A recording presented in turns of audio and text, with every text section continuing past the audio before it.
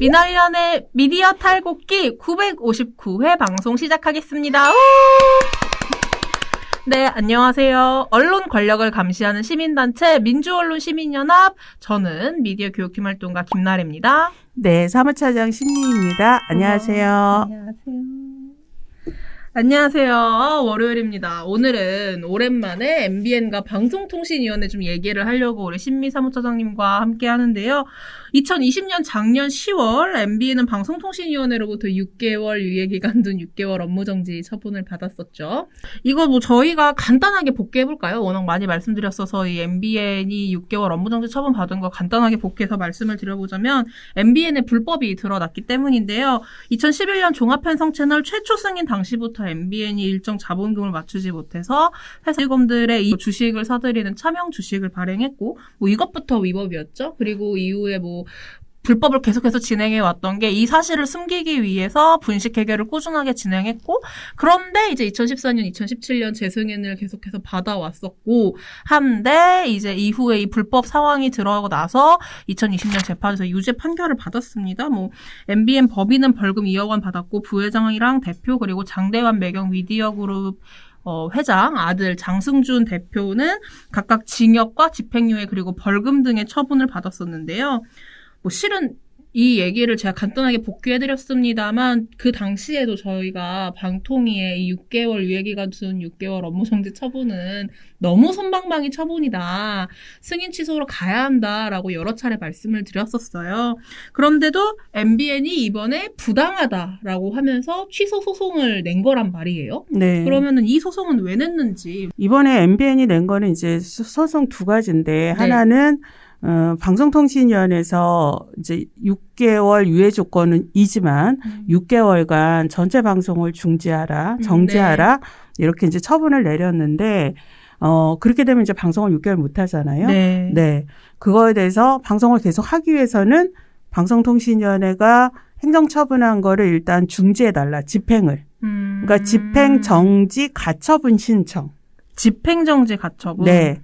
그 행정처분을 집행하는 거를 정지해달라라는 가처분 신청을 낸 거고요. 네. 그 다음에, 그거는 이제 일단 멈춰달라 이거예요. 본인들이 이제 피해가 크고, 현저히 이렇게, 피해가 크니.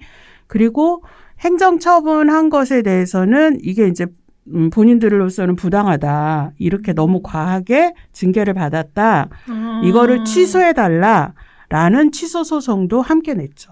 그러니까 이 취소 소송을 흔히 본안 소송이라 그러는데요. 무슨 소송이요? 본안. 본안? 네, 본안. 그러니까 본래 안건 관련한 소송이다 이거죠. 그래서 행정처분을 취소해달라 하는 것과 함께 취소해달라 그러면 그건 재판을 해야 되잖아요. 네. 그러니까 행정심판을 구한 건데, 그럼 법원에서 재판을 하는 동안에 그게 끝날 때까지 이게 오래 걸리잖아요. 재판이라는 그렇겠죠. 게. 예. 그런데 그 안에, 방송이 6개월간 중지되면 안 되니까 이 행정심판이 최종 결정이 날 때까지는 본인들이, 너무 침해가 크니, 그 처분을 집행하는 거를, 정지해달라라는 가처분 소송 동시에 낸 거죠. 그러면 종합해보면 일단 6개월 유예 기간도 본인들은 그동안에 광고도 못 할 것이고 방송도 못 나갈 것이니 그거에 대한 피해가 막심해서 이거에 대해서. 그러니까 이거는 그냥 MBN이 방송통신위원회 행정처분을 못 받아들이겠다. 예. 그러니까 불복하는 거죠. 그러니까 행정기관의 이게 조치에 대해서 우리는 이거 받아들일 수 없습니다 해서 소송을 낸 거예요. 그래서 결론은 이제 불복하는 건데, 사실 MBN이 이렇게 행정 소송 낸 게 이번이 처음이 아니고요. 14년, 17년 재승인 받을 때도 그런 허위 주주명부, 허위 서류 내 가지고 받았잖아요. 네.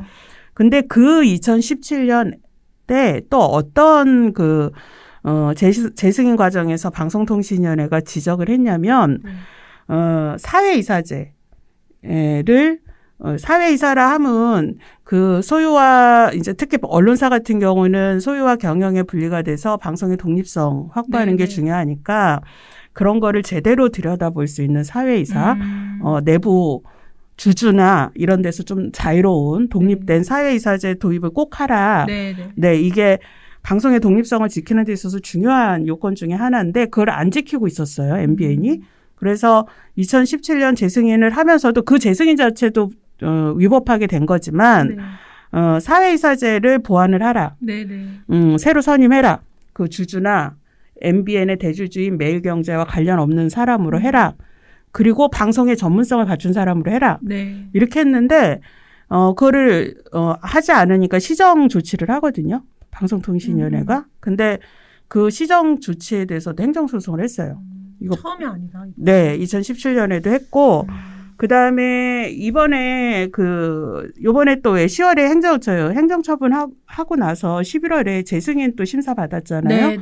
그때 조건부 재승인 받잖아요. 그 조건부가 17개 무려. 다. 네, TV조선 11개, 채널A 13개였는데 MBN이 17개로 신기록을 세웠는데 그 17개 조건부 중에 또 뭐가 있냐면 이 2017년 재승인 과정에서도 시정되지 않은 바로 그 사회이사제 보완하라. 그거를 또 방통위가 지적을 합니다. 그러니까 이거는 조건부라는 건 이렇게 하라는 조건을 지키지 않으면 지금 승인해 준 거 취소할 수 있다 이거거든요. 그렇게 했는데 요번에 또 지금 행정처분에 대한 거와 별건으로 1월 12일 MBN이 또 그 시정 조치에 대해서도 또 소송을 내죠. 행정소송.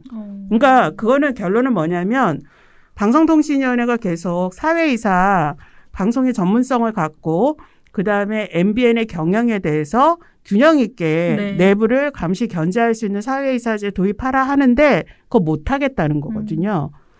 그래서 좀 답답한 건 MBN이 이렇게 지속적으로 행정소송 이라는 제도를 악용을 해서 방송통신위원회가 하는 규제들을 이렇게 무력화시켜 왔었는데 지난해 이 행정처분에서도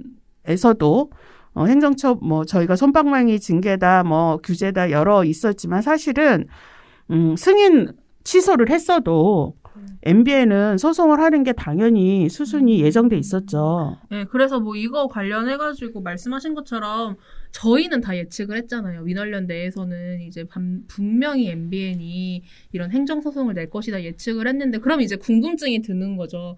방통위는 과연 예측을 못해서 지금 이 사단이 벌어진 것일까? 예측을 했죠. 예측을 했을까요? 예, 그 이전에도 이렇게 사회이사진 개편하라는 그 시정 조치도 잇따라서 받아들이지 못하겠다라면서 계속 행정소송으로 그 시정 조치도 무력화시켜 왔던 MBN인데 왜 예측을 못했겠어요? 예측을 했을 거라 생각을 하고요. 그다음에 이게 방송통신위원회 소관은 아니지만 홈쇼핑도 이제 승인제도잖아요. 그러니까 홈쇼핑은 지금 그 과기정통부 소관인데 예, 그 심사 과기정통부라면 과학기술 정보통신부. 네. 그 부처 소관인데 거기서도 홈쇼핑들을 이렇게 심사를 해서 3년 5년 이렇게 승인 기간을 주거든요. 그래서 이런 기준이나 대부분의 이런 조건들은 지금 방송통신위원회에서 지상파나 종편 심사하는 기준과 거의 유사한데 롯데홈쇼핑이 2016년에 재승인을 받았는데 그 재승인 전에 롯데홈쇼핑의 사업자들이 과기정통부 그 공무원들 재승인 과정에서 뇌물을 제공하고 이런 것들이 저희 의혹들이 있었어요. 네, 있어요. 그래서 검찰이 수사를 해요. 그래서 실제 그게 이제 최순실 국정농단 사건하고 연루가 이렇게 되면서 더 그것들이 드러나기 시작을 했는데 그래서 검찰 수사에서 사실로 드러나고요. 그러고 나니까 감사원에서 그래서 당시에 이제 과기정통부가 롯데홈쇼핑 재승인 심사한 거 다시 하라. 네. 예. 그래서 2016년에 그 과기정통부가 롯데홈쇼핑 다시 해가지고요. 예, 재심사를 해서 6개월 정지 그때 또 나옵니다. 예, 그때 난리 났죠. 방송사상 초유의 사태다. MBN 때랑 똑같죠. 예, 초유의 사태. 몰랐던 상황인데 지금 말씀하신 것만 들어봤을 때는 뭐 그때나 지금 MBN이나 좀 비슷한 상황이 네. 모여 있다. 그래서 무슨 뭐 문 닫는다, 뭐 롯데홈쇼핑 뭐 특히 이제 홈쇼핑 같은 경우는 거래하는 매체들 예, 기업들이 중소기업들 많은데 그때 뭐 몇 개 업체가 망한다 막 이렇게 일부 언론들도 난리치고 그랬는데 롯데홈쇼핑도 지금 행정소송을 지금 아직도 하고 있어요. 아, 엄청 기네요. 그렇게 따지면 2016년인데. 두 번이나 한 거죠. 그래서 6개월 그때 그 사유가 어떤 거였냐면 롯데홈쇼핑의 그 임직원이 그 뇌물 공여하고 막 이러면서 유죄를 받아요. 네. 근데 그 재승인을 받을 때 임원이 이런 범죄 이력이 있고 유죄 있으면 그거를 이력을 같이 넣어야 되는데 그러면 승인 못 받죠. 그런 임원이 방송사를 롯데홈쇼핑도 방송인데 그걸 할 수 없잖아요. 방송법에 따르면 할 수 없으니까. 근데 그걸 누락을 해요. 심사 자료에. 일부러 누락했겠죠. 네, 근데 뭐 고의적이지 않다고 나중에 이제 뭐 계속 설명은 했지만 누락을 해서 통과가 돼요. 근데 이제 누락한 거를 그때 과기정통부가 자기네는 이제 몰랐다 이렇게 하는 건데 감사원에서 업무 감사를 해서 이거는 과기정통부가 제대로 심사 못한 거니 다시 해라 이렇게 됐고요. 그 공무원은 나중에 솜방망이지만 징계는 받아요. 그래서 황금 시간대 8시간 중지하라 이렇게 돼요. 오전, 오후 황금 시간대. 그랬더니 행정소송을 내서 1심에서 롯데홈쇼핑이 이겨요. 너무 과하다. 그래서 과기정통부가 다시 심사를 해서 황금 시간대가 아니라 심야 시간대로 다시 또 조정을 해요. 네, 방송 중지를 또 이제 의결을 해요. 네. 그랬더니 또 그것도 안 된다. 그것도 못 받아들이겠다 해서 소송을 또 냈죠. 그래서 아직도 진행을 하고 있습니다. 그러니까 이 얘기를 제가 드리는 이유는 두 가지인데 이제 뭐 과기정통부든 방통이든 이렇게 그 재승인 제어가 과정에서 제재를 해도 행정소송이라는 수단으로 이 위법하거나 불법한 행위를 했던 방송사업자들이 어찌됐든 그 위기들은 모면을 해왔어요. 그렇기 때문에 이번 MBN의 사안에 대해서 방송통신위원회가 행정소송으로 비껴갈 거다. 이거 뭐 예측 당연히 했었을 거고요. 다만 이번 건은 롯데홈쇼핑하고는 좀 다른 사안이 MBN은 너무 사안이 중대하고 그 범죄 행위가 그리고 바로 행정처분 직전에 말씀하셨지만 지난 7월에 법원에서 유죄 판결이 법인 그다음에 그 핵심 임원 다 났기 때문에 이번에 MBN이 행정소송을 하더라도 명백하게 법원에서조차 위법 불법을 인정한 사안이 법원에서 행정소송 본안소송 가더라도 쉽게 받아들여지지 않을 거 아니겠냐. 그러니까 이번에 방송통신위원회에서 6개월 그렇게 업무 정지하는 거는 그래도 징계 효과가 있을 거다. 이제 이런 의견도 있고 해석도 하는데 과연 그렇게 될지는 그 이전의 전례에 비춰봤을 때 쉽지 않을 거다 이렇게 보죠. 좀 어려운데 저는 그러니까 말씀하신 것처럼 MBN이 불복할 것이다라는 거는 뭐 저희가 다 예측할 수 있는 상황이었고 그래서 민원련이 곧바로 준비를 했던 게 있어요. 이렇게 나오자마자 그 6개월 업무정지 처분이 나오자마자 저희가 좀 준비를 했던 게 방통위 문제 이번에 관해서 국민감사 청구를 진행하려고 바로 이제 내용 정리해가지고 시민분들의 서명을 받아서 300여 명 분의 그 서명을 다 채웠어요. 네. 몇 명이었죠, 총? 360명. 360명. 그렇게 저희가 다 채워가지고 11월 21일 목요일, 그러니까 지난주 목요일에 감사원에 국민감사 청구를 제출했어요. 네. 국민감사 청구는 지금 MBN에 대해서 2011년부터 이렇게 지속적으로 불법 행위가 되는데도 방송사라고 할 수 없는 기업에서 이런 일이 있었으면 이건 뭐 진즉에 엄청난 처벌을 받았을 텐데 그래서 이거는 이제 당연히 승인 취소 아무리 행정소송을 맞서든 뭘 하든 법에 정해진 대로 해라 이런 거였는데 그렇게 안 되니 저희 국민들로서는 도대체 이렇게 어떤 불법 행위를 해도 이게 무슨 치해법권도 그렇죠. 법권 지대도 아니고 이럴 수 있냐. 그러면 왜 이런 일이 계속 일어나고 있는지, 그리고 그 이전에 뭐 때문에 이런 불법 행위들을 제대로 심사하거나 검증하지 못했는지 원인을 밝혀내자. 네.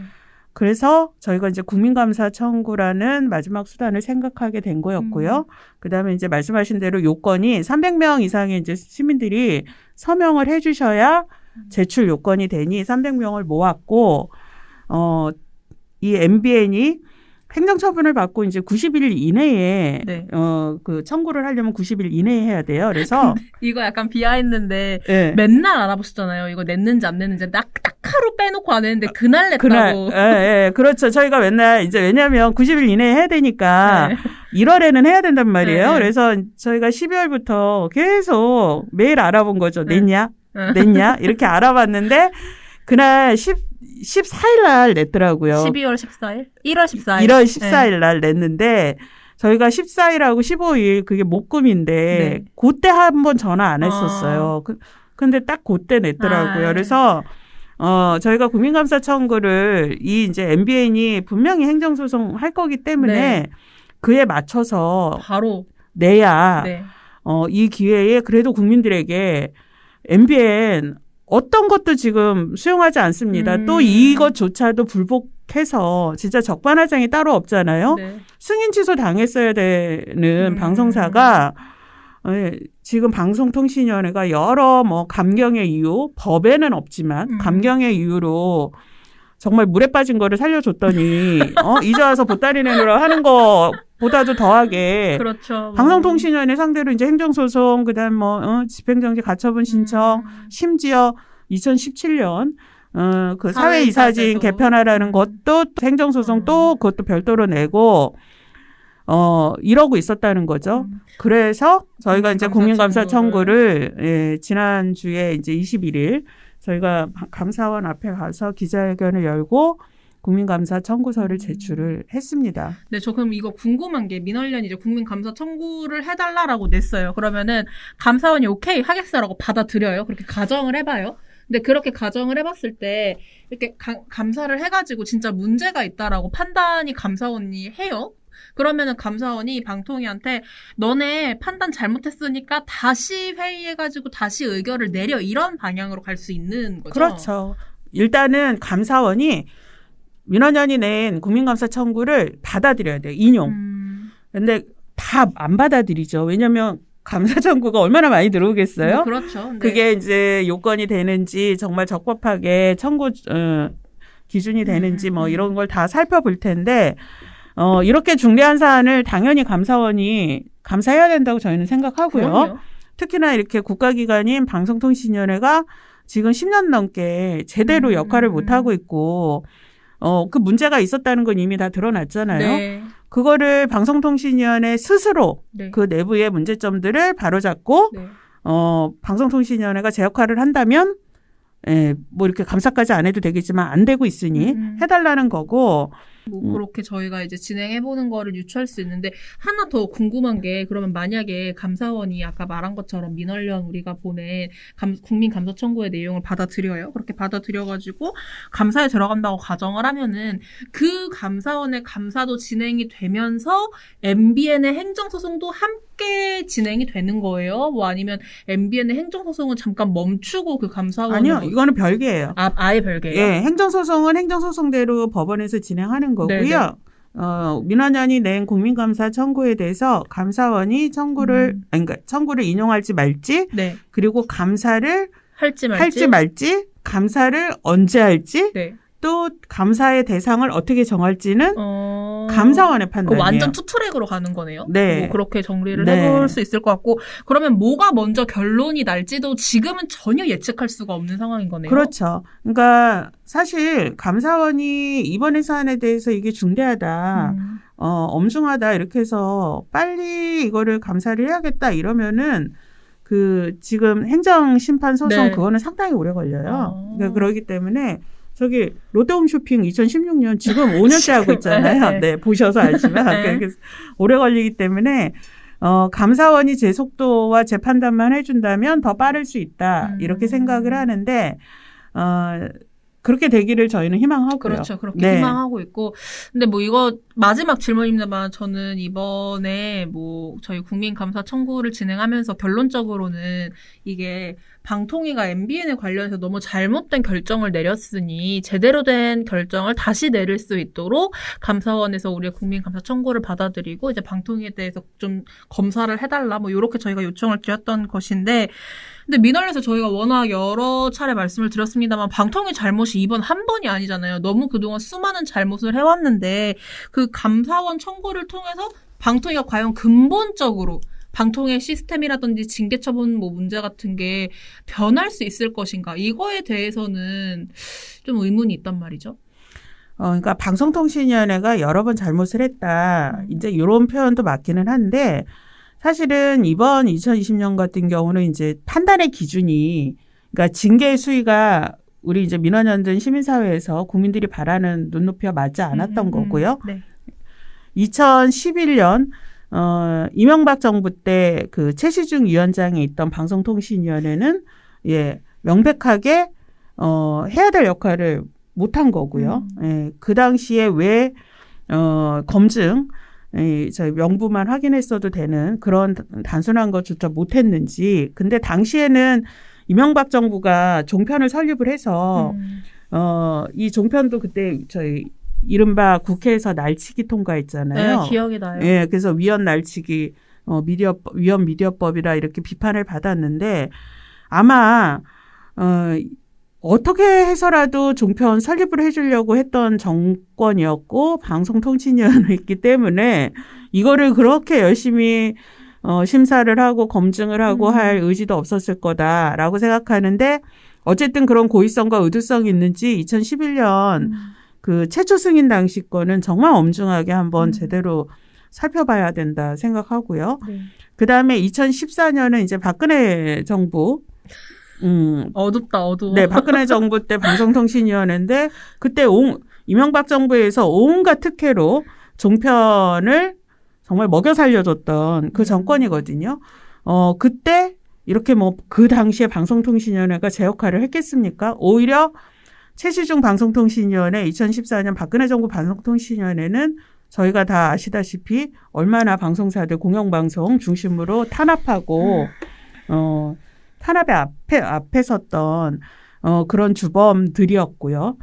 2017년 방송통신위원회는 뭐 당시는 문재인 정부가 2017년 5월에 이제 촛불 정부 이후에 선거에서 이겨서 교체가 되는데 그 해에 사실 그 재승인 때만이라도 제대로 들여봤더라면 사실 주주명부만 확인했어도 돼요. 너무나 간단한 일이었어요. 근데 그때도 검증 못했다는 건 정말 졸속 심사밖에 안 했다 이렇게 되는데 이것에 대해서는 너무 안타깝지만 이것도 조사가 정말 좀 돼야 됩니다. 그래서 2017년, 14년, 17년까지의 2011년, 14년, 17년까지의 방송통신위원회는 사실 방송통신위원회가 아니라 방송탄압위원회였잖아요. 네. 그 당시와 지금 이제 이 2019년, 20년 이렇게 다시 구성된 지금의 이제 5기 방송통신위원회는 분명히 그때와는 좀 다르다.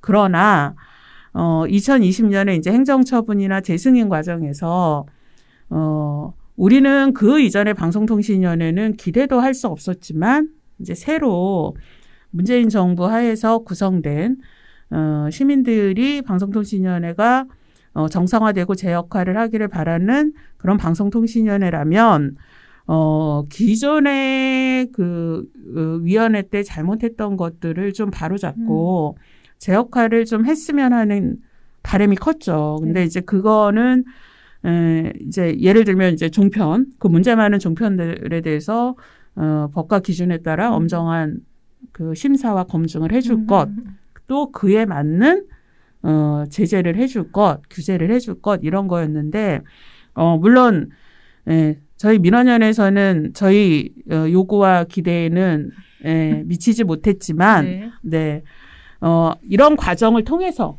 이렇게 밖에서 방송통신위원회가 어떤 역할을 해야 되고 그 이전의 흑역사를 벗어나서 국민들이 방송통신위원회가 방송의 공적 역할과 공영성을 제대로 견제하고 지킬 수 있도록 그렇게 하는 역할에 충실해 줄 것. 네. 그게 방송통신위원회에서 정말 귀담아 들어야 되는 대목이다. 네. 이렇게 생각하고요. 그러기 위해서는 지금 법제도가 좀 많이 정비가 좀 돼야 돼요. 이 방송통신위원회가 2011년 지금 뭐 최시중 방송통신위원회 이명박 정권 때 얘기도 했지만요. 특히 박근혜 정부 때 방송통신위원회 가져왔던 여러 역할이나 기능이나 예산이나 이런 것들이 다 쪼개져요. 그래서 다른 부처로 많이 권한이나 이런 것들이 넘어가서 방송통신위원회가 예전 방송통신위원회의 지금 그런 구조와 기능이 좀 아니거든요. 근데 방송통신위원회로서는 우리 힘이 없다. 그리고 법제도는 우리가 할 수 있는 게 아니라 국회가 바꿔줘야 된다. 법이라고 하면 방송법 말씀하시는 방송법을 거죠? 비롯해서 관련한 여러 제도들 맞는 얘기인데 그러면 적극적으로 목소리 내야죠. 이런 거 국회에서 바꿔달라. 네. 이런 거 정비해달라. 그래야 우리가 제대로 일을 할 수 있다.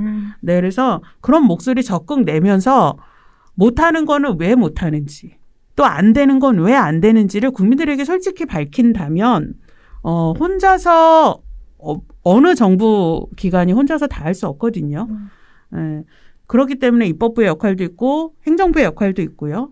보다 중요한 또 시민사회, 국민들이 또 견제하고 또 국민들이 또 개혁을 이끄는 이런 역할이 더 중요한 건데요. 뭐 방송통신위원회에 대해서 이번 청구를 해가지고 MBN에 대해서 제대로 된 감사를 좀 할 수 있도록 저희는 바람을 가져보는 것이고 이 얘기는 뭐 저희가 이후에 어떻게 더 진행 상황이 생기면은 전해드리는 시간이 또 필요할 것 같아요. 미디어 탈곡기에서. 네. 그래서 뭐 그때 또 다시 한번 차장님 나와가지고 함께 방송 이야기 하시도록 하고요. 저희 뭐 오늘 방송은 여기서 마무리를 해봐도 될 것 같습니다. 괜찮을까요? 네.